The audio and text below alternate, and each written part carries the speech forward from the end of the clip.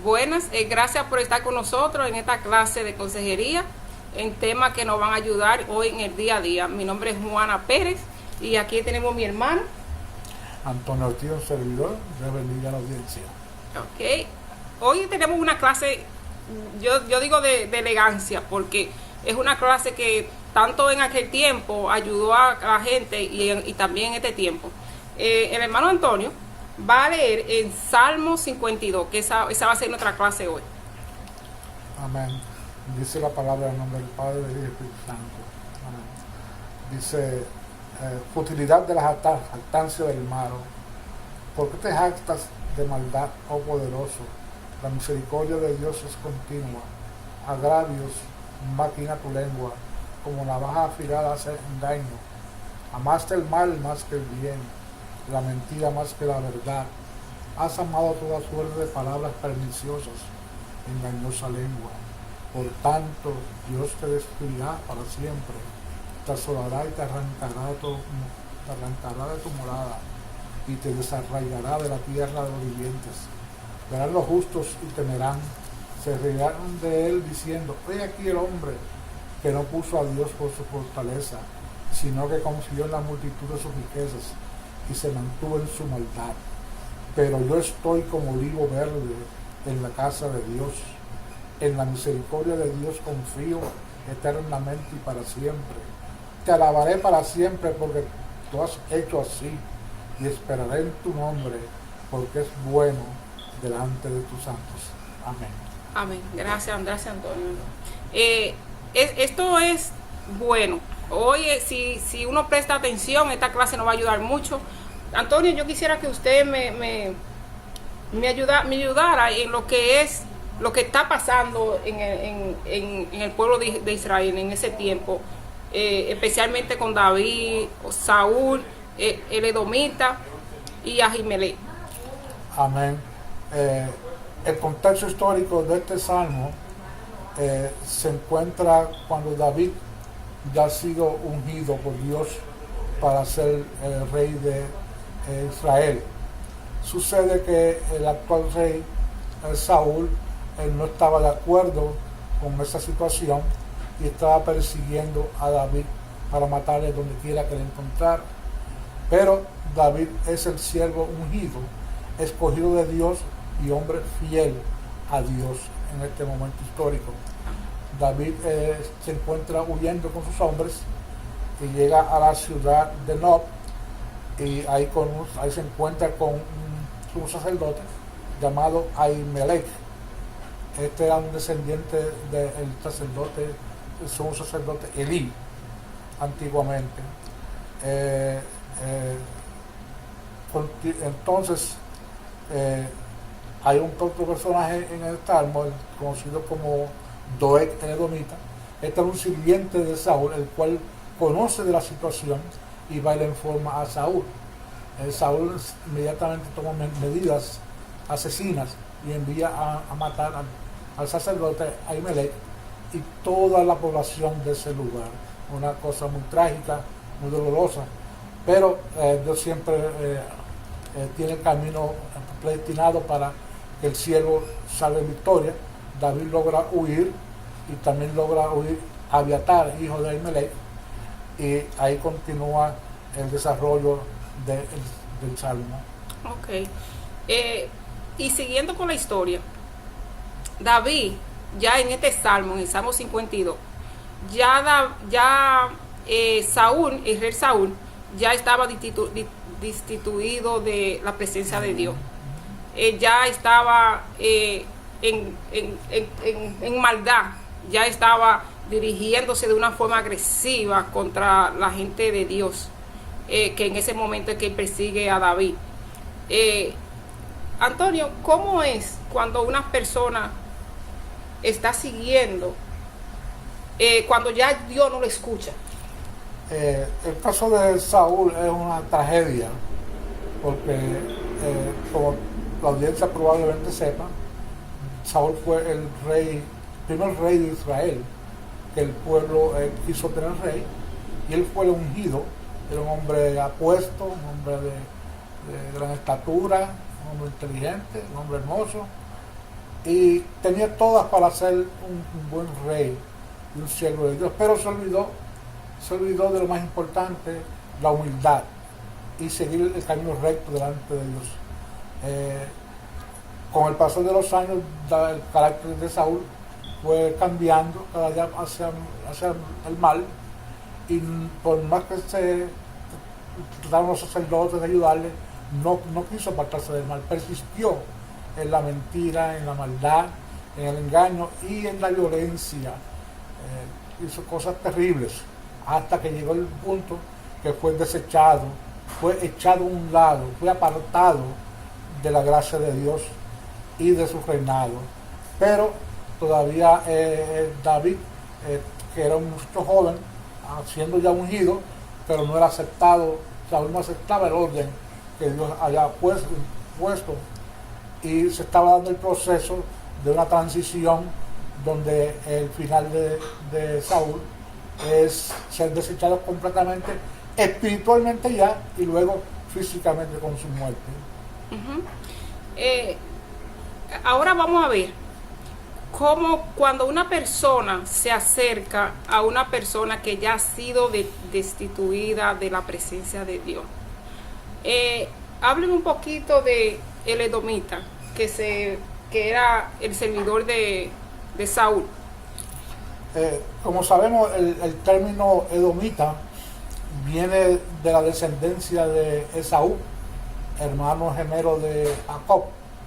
Lo que sabemos un poco de la escritura, y ustedes probablemente lo saben, esos hermanos pues tuvieron una gran competencia por la herencia espiritual y material que iba a haber, y de ahí pues surge el pueblo de Saúl, de Esaú, y el de Jacob, que se convirtió en Israel luego. Uno va por el camino espiritual y el otro siguió por el camino materialista. Este fue Esaú. De ese remanente de Esaú es que surge el personaje de Doeg, que es un servidor de Saúl. Es interesante notar, hermana, que una persona que viene de la rama negativa, uh-huh, de lo material, no de lo espiritual, está sirviéndole a Saúl. Uh-huh. Y por lo tanto, eso complementa la actitud mala, terrible de Saúl, que no quería responder al llamado de Dios y obedecer a Dios, porque ahora le toca el turno a él de obedecer a Dios y acceder al cambio de transición que Dios quería, que era que Saúl, que era David, fuese rey. Pero Saúl lo resistía. Como siguiendo con la rama del edomita, él con su avaricia, quizás buscando poder, buscando que Saúl lo premiara, o de crecer en lo que es lo que este mundo ofrece. Se dejó llevar y le contó a Saúl lo que él había visto, que eso de lo que ya está hablando el Salmo, pero que había visto a David cerca del sacerdote. Entonces, el contar eso, él contó la verdad, que lo vio, pero adentro de él había maldad. Sí, hermana, el fundamento de ese terrible acto era negativo. No había nada positivo en esa acción. Era una acción para tratar de destruir al ungido de Dios. Y contra eso, hermana, nadie puede. La voluntad de Dios siempre se va a hacer. Y Doeg siguió la de su padre, siguieron lo material. Y lo material desenfocadamente lleva al fracaso. Y estas personas, pues simplemente lo espiritual había salido de ellos. Y están apartados de la senda de salvación. Y por eso sucede el fracaso que luego al final pues le diremos. La destrucción fue tan masiva de Saúl que mandó a buscar los sacerdotes o los que estaban vestidos de sacerdotes, y eran 85 en total, y lo mató a todos. Sí, amén. Y no se conformó con eso. Dice que entró a la ciudad y acabó con lo que son las mujeres, los niños, los ancianos, hasta los animales llevaron. Ahí podemos ver cuando una persona ya no está en los caminos de Dios y otra persona lo sigue. La destrucción es fuerte y es doloroso ver que perdieron la vida siervos de Dios en eso. Y yo quisiera que usted me hablara acerca del castigo, porque cuando se derrama sangre inocente, porque el sacerdote le dijo a Saúl: David es un servidor tuyo, porque David servía en el ejército. David es tu suegro, Saúl era su suegro. Suegro. Sí, señor. Saúl era su suegro. Y dice que Saúl también era uno de los hombres que más justo era en lo que era servir a su rey. A su rey. Sí, David tuvo oportunidades varias de acabar con la vida de Saúl, pero David reconocía el orden que Dios había establecido. Amén. Y David no iba a usar la violencia para alcanzar lo que Dios ya le había dado. Él prefirió esperar y sufrir y huir por 10 años, hermana, antes de llegar a ser rey. Pero Dios la recompensó porque su modo de paz era el modo que Dios quería, no de la violencia de Saúl. Ajá. Entonces, hermano, hábleme un poquito acerca del castigo, porque aquí David está profetizando. Sí, amén. Acerca de lo que le viene a las personas que se agregan a personas que ya están muertos espiritualmente.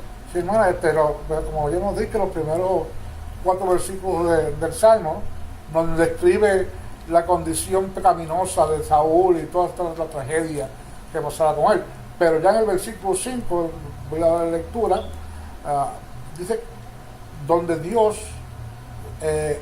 David dice que por tanto Dios te destruirá para siempre. O sea, David profetiza el final de Saúl. Y ciertamente a pesar de todo el ejército de Saúl, a pesar de todas las maniobras de él y todos sus recursos, el final de él llegó y David fue rey. Y eso muestra que el que permanece en el camino de Dios es alcanzar la victoria. Es el camino más seguro, es el camino más cierto para poder alcanzar la victoria. Eso nos habla a nosotros mismos de las pruebas que pasamos en la vida, de las condiciones que nos llegan, pero tenemos que permanecer en la fe. Amén. Porque el final va a ser la victoria, la salvación, morar en la morada celestial junto con nuestro Señor y un triunfo eterno para los victoriosos. Amén. Amén. Hay otro tema ahí mismo que habla acerca de los olivos. David mencionaba a los olivos. ¿Usted nos puede explicar qué eran los olivos? Sí, hermana. Aquí en el versículo 8, David dice: pero yo estoy como olivo verde en la casa de Dios. El olivo es un árbol muy importante en la cultura, en la vida del Medio Oriente. Como ustedes saben, de ahí sale el producto que se llama, la fruta se llama olivas. Las hay de varios colores, las hay negras, violetas y verdes. Y de ahí surgen las aceites de oliva y muchísimas cosas que lo usan para la medicina y para alimentos. Es un producto muy valioso, muy valioso. El árbol en sí no es un árbol bello, como acostumbramos a decir de árboles de China, árboles de melocotones. Es un árbol que el tronco tiende a ser muy grueso, corto y deforme, con muchas curvas, muchos chichones, tiene mucha corteza y crece alrededor de 32 pies de altura. Sus hojas son verdosas y blancas por debajo, y siempre se mantiene